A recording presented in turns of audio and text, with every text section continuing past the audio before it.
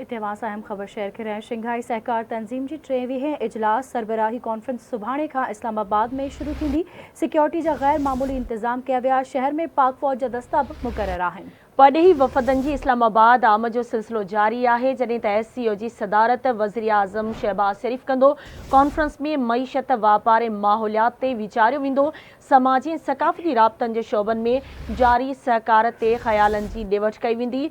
शहबाज शरीफ़ side line ते मुख़्तलिफ़ आलमी अॻवाननि सां मुलाक़ातूं बि कंदो। शंघाई सहकार तंज़ीम जे सरबराही इजलास में शिरकत जे लाइ चीन जो वज़ीर आज़म ली चियांग अॼु पाकिस्तान पहुचंदो। अहम ख़बर आहे, नासिर अवां खे अपडेट कयूं पिया। शंघाई सहकार तंज़ीम जे 23 सरबराही कॉन्फ्रेंस सुभाणे खां इस्लामाबाद में शुरू थी रही आहे, जंहिं जे लाइ सिक्योरिटी जा गैर मामूली इंतज़ाम कया विया आहिनि। शहर में पाक फ़ौज जा दस्ता बि मुक़रर कया विया आहिनि। परॾेही वफ़दनि जी इस्लामाबाद आमद जो सिलसिलो जारी आहे। SCO जी सदारत वज़ीर आज़म शहबाज शरीफ़ कंदो। कॉन्फ्रेंस में मईशियत, वापार ऐं माहौलियात ते वीचारियो वेंदो। समाजी ऐं सक़ाफ़ती राब्तनि जे शोबनि में जारी सहकार ते ख़यालनि जी ॾेवठ कई वेंदी। शहबाज शरीफ़ साइड लाइन ते मुख़्तलिफ़ आलमी अॻवाननि सां बि मुलाक़ातूं कंदो। शंघाई सहकार तंज़ीम जी सरबराही इजलास में शिरकत लाइ चीन जो वज़ीर आज़म ली चियांग अॼु पाकिस्तान पहुचंदो।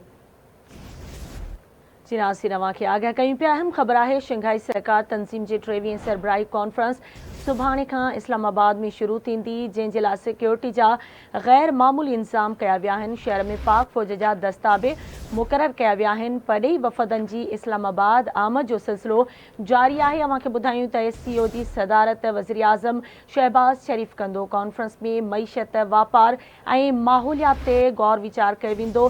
समाजी ऐं सक़ाफ़ती राब्तनि जे शोबनि में जारी सहकार ते ख़यालनि जी ॾेवठ कई वेंदी। शहबाज शरीफ़ साइड लाइन ते मुख़्तलिफ़ आलमी अॻवाननि सां मुलाक़ातूं बि कंदो। शंघाई सहकार तंज़ीम जे सरबराही इजलास में शिरकत जे लाइ चीन जो वज़ीर आज़म ली चियांग अॼु पाकिस्तान पहुचंदो। हिकु भेरो ॿीहर अवां सां अहम ख़बर शेयर करें। शंघाई सहकार तंज़ीम जी 23 सरबराही कॉन्फ्रेंस सुभाणे खां इस्लामाबाद में शुरू थी रही आहे। सिक्योरिटी जा गैर मामूली इंतजाम कया विया आहिनि। शहर में पाक फ़ौज जा दस्ता मुक़रर कया विया आहिनि। परॾेही वफ़दनि जी इस्लामाबाद आमद जो सिलसिलो बि जारी आहे। SCO जी सदारत वज़ीर आज़म शहबाज शरीफ़ कंदो। कॉन्फ्रेंस में मईशियत, वापार ऐं माहौलियात ते वीचारियो वेंदो। समाजी ऐं सक़ाफ़ती राब्तनि जे शोबे में जारी सहकार ते ख़यालनि जी ॾेवठ कई वेंदी। शहबाज शरीफ़ साइड लाइन ते मुख़्तलिफ़ आलमी अॻवाननि सां बि मुलाक़ातूं कंदो। शंघाई सहकार तंज़ीम जे सरबराही इजलास में शिरकत लाइ चीन जो वज़ीर आज़म ली चियांग अॼु पाकिस्तान पहुचंदो। शंघाई सहकार तंज़ीम जी 23 सरबराही कॉन्फ्रेंस सुभाणे खां इस्लामाबाद में शुरू थी रही आहे। सिक्योरिटी जा गैर मामूली इंतजाम कया विया। शहर में पाक फ़ौज जा दस्ता बि मुक़रर कया विया आहिनि। परॾेही वफ़दनि जी इस्लामाबाद आमद जो सिलसिलो जारी आहे। SCO जी सदारत वज़ीर आज़म शहबाज शरीफ़ कंदो। कॉन्फ्रेंस में मईशत, वापार ऐं माहौलियात ते वीचारियो वेंदो।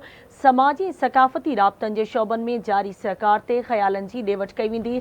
शहबाज शरीफ़ साइड लाइन ते मुख़्तलिफ़ आलमी अॻवाननि सां मुलाक़ातूं बि कंदो। शंघाई सहकार तंज़ीम जे सरबराही इजलास में शिरकत लाइ चीन जो वज़ीर आज़म ली चियांग अॼु पाकिस्तान पहुचंदो। अहम ख़बर खां अवां खे आगाह कयूं पिया। शंघाई सहकार तंज़ीम जे 23 सरबराही कॉन्फ्रेंस सुभाणे खां इस्लामाबाद में शुरू थींदी। सिक्योरिटी जा गैर मामूली इंतज़ाम कया विया आहिनि। शहर में पाक फ़ौज जा दस्ता मुक़रर कया विया आहिनि। परॾेही वफ़दनि जी इस्लामाबाद आमद जो सिलसिलो जारी आहे। SCO जी सदारत वज़ीर आज़म शहबाज शरीफ़ कंदो, जॾहिं त कॉन्फ्रेंस में मईशत, वापार ऐं माहौलियात ते वीचारियो वेंदो। समाजी ऐं सक़ाफ़ती राब्तनि जे शोबनि में जारी सहकार ते ख़यालनि जी ॾेवठ कई वेंदी। शहबाज शरीफ़ साइड लाइन ते मुख़्तलिफ़ आलमी अॻवाननि सां मुलाक़ातूं बि कंदो। अवां खे ॿुधायूं त शंघाई सहकार तंज़ीम जे सरबराही इजलास में शिरकत लाइ चीन जो वज़ीर आज़म ली चियांग अॼु पाकिस्तान पहुचंदो। हिकु भेरो ॿीहर अवां सां अहम ख़बर शेयर करें। शंघाई सहकार तंज़ीम जी 23 सरबराही कॉन्फ्रेंस सुभाणे खां इस्लामाबाद में शुरू थी रही आहे। सिक्योरिटी जा गैर मामूली इंतज़ाम कया विया। शहर में पाक फ़ौज जा दस्ता मुक़रर कया विया आहिनि। परॾेही वफ़द